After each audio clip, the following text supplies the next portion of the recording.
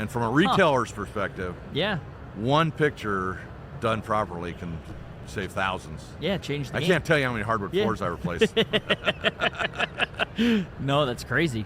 So that's well, what's awesome about that is, I mean, we kind of mentioned it, is just your history in the business. So you understand what these dealers are going through and the 100%. challenges they face. And When I say how many hardwood floors, they know exactly what you're talking I know about. exactly what they're dealing with.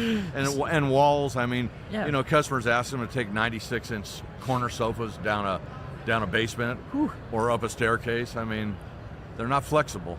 No, not one They bit. don't bend corners very well. No. So you mentioned the app. Is that kind of the origin for Dispatch Track? That was the origin. That was okay. the first solution we were trying to solve. So you were building it for in-house. Is that right? We were building it for either What a you were delivery or an installer Right. or a service technician to go actually be able to document what they did. I Gotcha. mean, it was really there to protect them and the company, Right. and just have real-time visibility on what's going on.